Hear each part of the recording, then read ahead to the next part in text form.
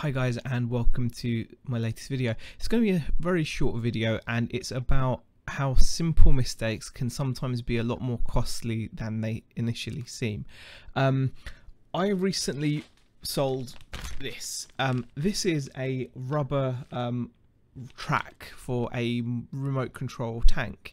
It was a one-off item that I found amongst like boxes of stuff, and I thought, oh, that's pretty cool, and I listed it for £15 to sell. So it's basically, if you've got a radio controlled tank and you've been running it around outside, eventually the rubber track that the tank runs on will wear out. So they're basically like the tires of a tank, right?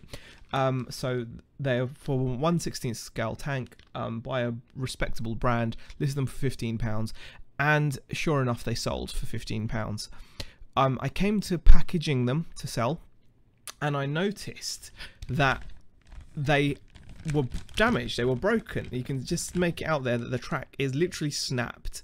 And there's more damage on that side, they've snapped on that side, and also here there's like a chunk there that's just snapped out, so you can see they're damaged. So I went and had to message the customer to say, I'm really sorry that your the item that you bought is damaged, and it was a one-off item. So already it's a simple mistake. Like I went to look at the listing. Let me just show you the listing itself. So this is the original listing that sold, and here's the photos I took. So not only did I have to make a fresh listing because it's not a multi-quantity, it's a one-off item, so I had to make a new listing. And in the photos you can actually see, where I'm just mousing over there, there's a snap. So you can tell that there you go, there's a snap there.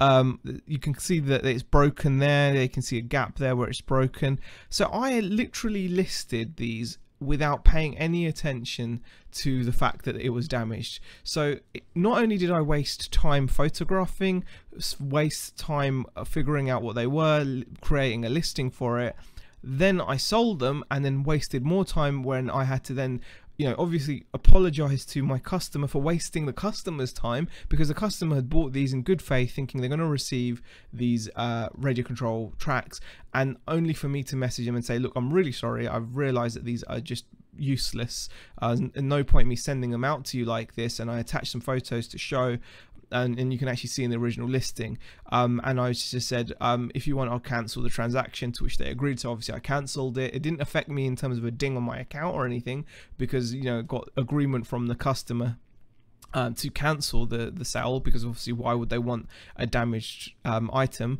But look at the time it's cost me, the time to create a listing, the time to photograph it, and then the time to message the customer. It's just a massive amount of time sink, and in the end I've just have to do a refund, and now these are going to go in the bin. And it could have all been avoided. All of that could have been avoided had I just looked a little bit carefully through the packaging. So a simple mistake, a really simple mistake. Bear in mind, I'm dealing with so many items. So easy to just get into the habit of, okay, it's all old stock, new old stock, it's all packaged, it's all unused, nothing to worry about. And that's what I did here. I ended up listing a faulty item, a damaged item, which would have only brought disappointment to the customer. Had I shipped it out and the customer would have received it, they would have been like, hey, what is this? I can't use these. It's a waste of time, waste of money, and they would have had to get a refund from me anyway. So it's lucky that I spotted it as I was shipping it. So I mean, good practice to double check items before they go out, but even better practice is to notice that the item's not worth listing in the first place, right? So a lesson learned there for me. Hopefully some of you will get a benefit from my little story here, and look a little bit closer to that item before you list it. Anyway guys, I hope you found this video useful. If you did, give it a thumbs up, and leave a comment in the comment section to share any stories of yours that are similar, and I'll see you guys in the next video. Thanks for watching.